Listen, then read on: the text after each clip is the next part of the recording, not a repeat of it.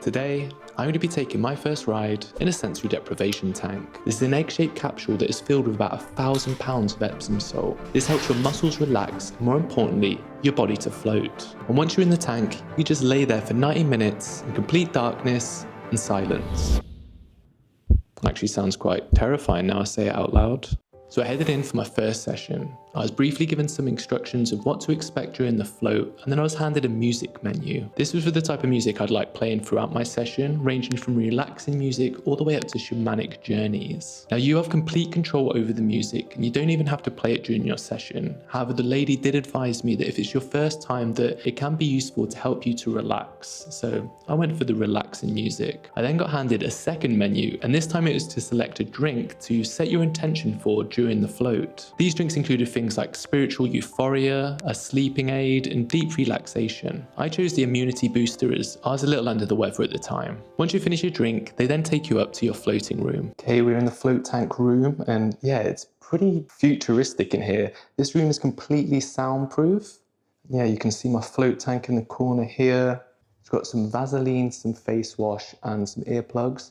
So you're supposed to put the earplugs in first before you shower, so they're supposed to be completely waterproof. And then you're supposed to clean off any gunk on your face, and then the Vaseline is to go over any cuts, which I've got a pretty nasty one here. Because apparently the salt is supposed to burn your cuts if you don't put Vaseline on them. And then we're going to shower and get inside her. Get in the tank. We're going to get into the tank.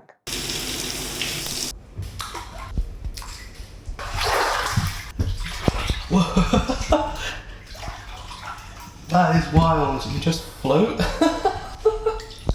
Whoa. That is sick. Got these buttons here. So this is for the light, and this is I have music.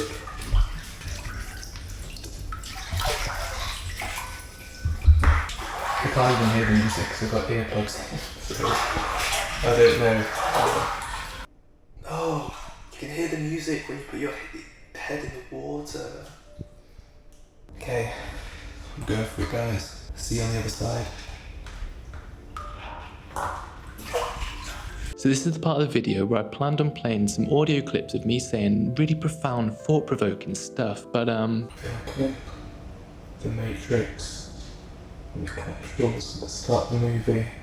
It's such a unique feeling that I kept trying to relate it to previous experiences from my past, and the best I could come up with was it felt like being stuck on a water slide in the dark. However, after some time had passed, the next hurdle I faced, and something I hadn't even thought about before getting into the float tank, was laying still in the dark in complete silence for 90 minutes it's actually really hard. My mind started creating resistance, and I found it incredibly difficult to switch off. It's my wrist clicking. You can hear that. There's a lot of clicking.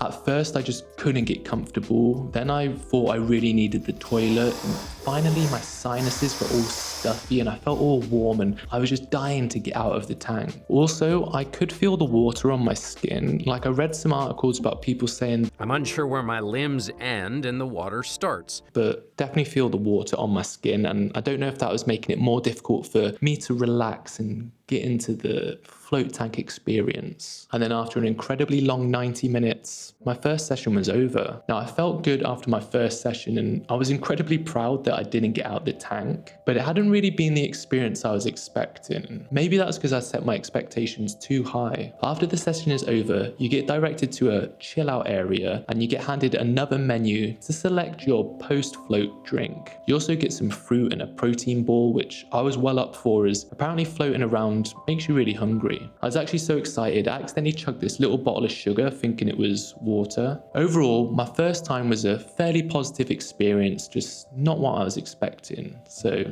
similar to my actual first time. Luckily, I still had 2 more float sessions this week. This time I chose the shamanic journey, in for a penny, and I decided to play the music throughout my session this time to see if it made any difference. Now, the way the music works is they plays for the first 60 minutes of your float, and then it fades out and you're in silence for the final 30. And then just before the end of your float, they slowly raise the lights and play some gentle music to kind of bring you back from your float session. And for me, having the music on during the session made my experience 1,000 times better, and I was able to get relaxed and comfortable and into the session so much quicker. Also, I think it helped me doing a second session, as I didn't waste like 15 minutes of my session being so buzzed about floating for the first time. Whoa. I describe my second session as a very blissful experience. The time went incredibly quick and I didn't even want to get out of the tank at the end of the session. I also did experience some light visuals during this session, some kind of weird patterns in front of me or in the complete darkness, though they didn't last for very long and I couldn't tell you exactly what they were. Most importantly, this session I didn't experience any discomfort or urge to get out of the tank. I left this session feeling incredibly relaxed, and I think this is the first time I've ever used this word in a sentence, but I felt very zen. Leading us on to our third and final float session. For this session, I chose the meditation by Joe Dispenza, which turned out to be a big mistake. I popped on the meditation and realized within a couple of seconds that I'd made a mistake. This is a meditation that I've tried to do in the past, where Joe Dispenza talks about breathing into areas around the body, and it's just really not my cup of tea. So after like 1 minute of trying it again, I turned it off and had to go musicless for my last session, which I was a little bit annoyed about, as I'd enjoyed the shamanic journey so much from my second session, and turning the music off does make it so much harder to relax. However, after a little bit of time on my third session, something very strange started to happen. I began to feel like I was spinning, like first clockwise quite slowly, and then I got faster and faster. So fast to the point that I reached out to the side to check that I was still in the tank. And yeah, of course, I was just laying completely still in a tank. And then I started spinning forwards and backwards. It was like I was a spaceman somersaulting in space. I could still feel the water on my body. I still knew that I was in the tank, but this spinning sensation felt incredibly real. So real that every now and again I had to keep touching the side to make sure where I was. It was just a weird experience, to be honest. After a while, the spinning stopped and I just laid there in complete silence and in a blissed out state. Now, it's hard to know how long I span for, because the one thing that's hard to determine when you're in the silence, in the dark, in a tank is time.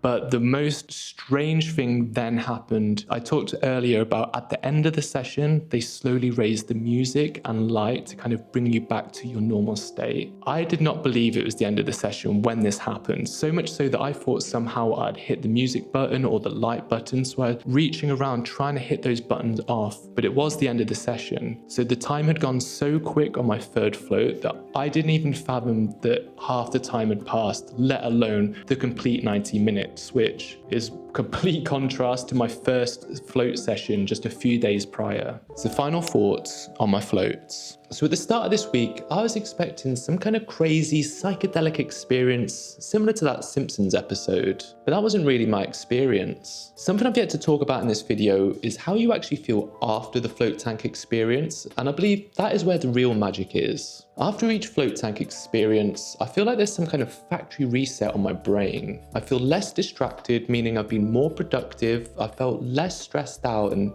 dare I say it for a second time, but a lot more zen. I think in a world where we're all overly stimulated, I think taking some time out each week to just sit and be still with no distractions surely has to be a good thing. So my week of floating has taught me 2 valuable lessons. Number 1, I need to take more time to turn off my phone, be less distracted, and just sit still and be present with my life. And number 2, floating is friggin' awesome.